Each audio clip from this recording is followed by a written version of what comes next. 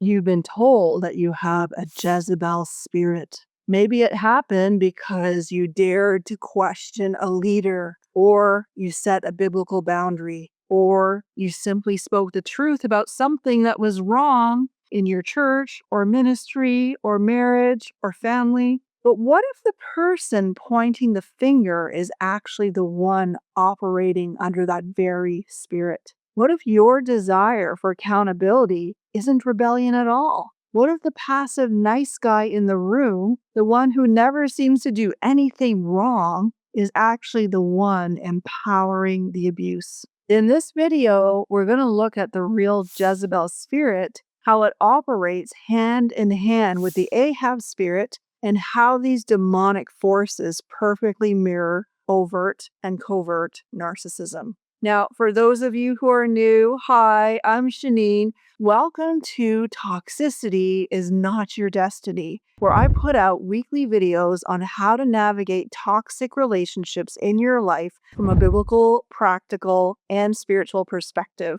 So if you're navigating toxic relationships and you need biblical wisdom with practical tools, you're in the right place. So hit that subscribe button if you'd like to receive weekly content from me. And don't forget to hit the bell to be notified when I upload my next video. So let's get into it. Before we dive in, I want to be very clear. We are talking about an ongoing, established pattern of malignant narcissism and spiritual abuse. We're not talking about a leader or a spouse who made a mistake, who took responsibility, and is capable of genuine repentance. We are talking about a system of control that uses spiritual language to dominate and destroy. And if you're currently trying to navigate a toxic environment, I do have a free report for you called Do Narcissists Believe Their Own Lies? A biblical look at deception. I think it'll be very helpful for you. It breaks down the spiritual and psychological layers of narcissistic deception using scripture. You can download that for free by clicking on the link in the description box below. I'm going to start by talking about the smokescreen versus the reality. Let's start by addressing the elephant in the room. The Jezebel label is frequently used as a weapon. In many toxic environments, this label is used as a Darvo tactic. Darvo meaning deny, attack, reverse victim, and offender. You might be able to relate to what this feels like. It's that moment when you bring a legitimate biblical concern to leadership or to your spouse. You aren't yelling, you aren't gossiping, you are following Matthew 18. And instead of addressing the issue, they turn it around on you. Suddenly, you are the problem. You are accused of being rebellious, unsubmissive, or operating in a Jezebel spirit. This is a smokescreen designed to silence the truth teller and protect the abuser from accountability. But here is the nuance we cannot ignore. The Jezebel spirit is real. And to understand it, we have to look at the original Jezebel in the Old Testament. Let the scriptures define the spirit. Jezebel was a Phoenician princess who married King Ahab of Israel. She didn't just practice her idolatry privately, she used her position of power to systematically dismantle the worship of Yahweh. For so it was, while Jezebel massacred the prophets of the Lord, that Obadiah had taken 100 prophets and hidden them, 50 to a cave, and had fed them with bread and water. Jezebel was a murderer of true prophets. She replaced them with 850 of her own false prophets who ate at her table. She was characterized by absolute control, manipulation, idolatry, and a ruthless drive to eliminate anyone that spoke the truth of God. We see this spirit identified again in the New Testament. Nevertheless, I have a few things against you, because you allow that woman, Jezebel, who calls herself a prophetess, to teach and seduce my servants to commit sexual immorality and eat things sacrificed to idols. The true Jezebel spirit is a demonic principality of control, manipulation, seduction, and the destruction of true prophetic voices.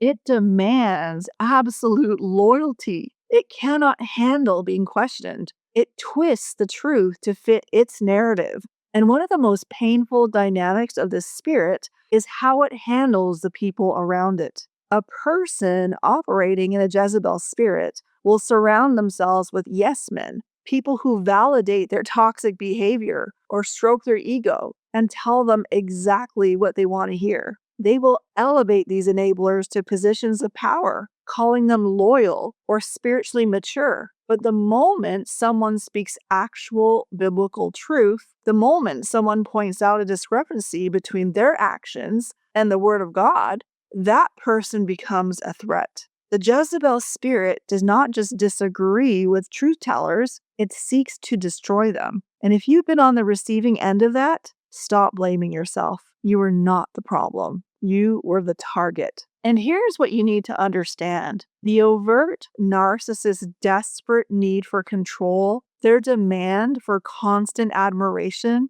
and their complete lack of empathy make them the perfect vehicle for this demonic influence. And it is not gender specific. Men can and absolutely do operate in a Jezebel spirit. When a narcissistic leader uses spiritual language to dominate, manipulate, and crush the sheep they were called to shepherd, they are operating in the very spirit they accuse others of having. Now, let's talk about the Ahab spirit and the covert enabler. Jezebel does not operate in a vacuum. She needs a platform. She needs an enabler. So enter the Ahab spirit. We often look at King Ahab in the Old Testament as just this helpless victim of a wicked wife, but Ahab was not a victim. He was a covert narcissist who used passivity to get exactly what he wanted. So let's look at the story of Naboth's vineyard in 1 Kings 21.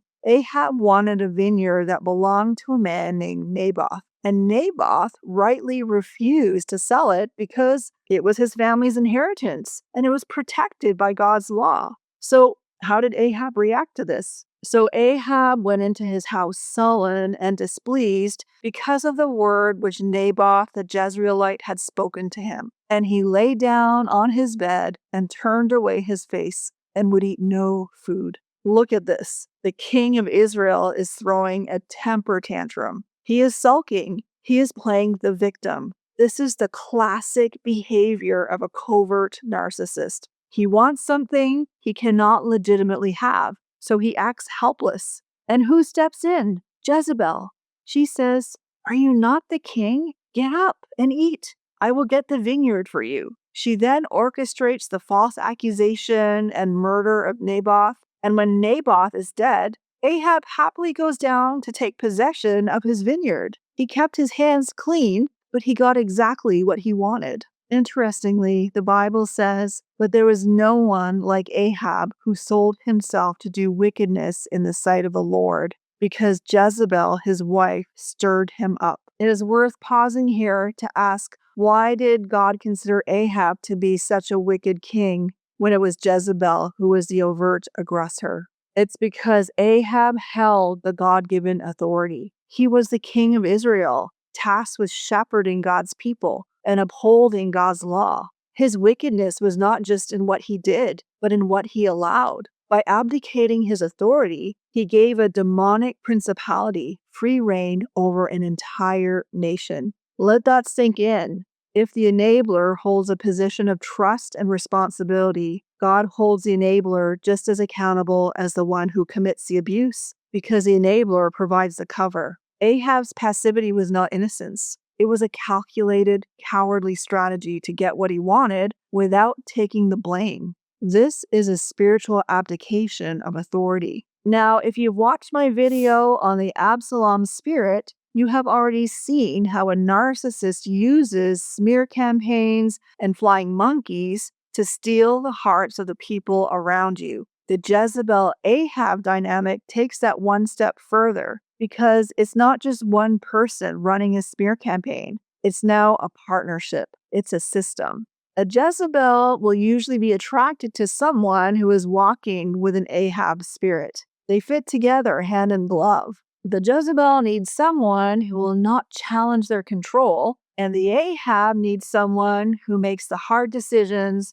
and who does the dirty work so that they can have the image of being the good guy. Ahab pretty much hands Jezebel the sword. Now, one of the primary functions of the Jezebel spirit is to endorse false prophets and kill true prophets. But how do we tell the difference today? In the Bible, false prophets were motivated by self-interest, popularity, and financial gain. They told people what they wanted to hear. The Bible says, "Thus says the Lord of hosts, do not listen to the words of the prophets who prophesy to you. They make you worthless. They speak a vision of their own heart, not from the mouth of the Lord." False prophets promise peace when there is no peace. They validate the sin of the leaders. They are the 400 yes men that Ahab kept around him in 1 Kings 22, who told him not to go into battle and to prosper, even though God had decreed his death. True prophets, on the other hand, are motivated by their loyalty to God above all else.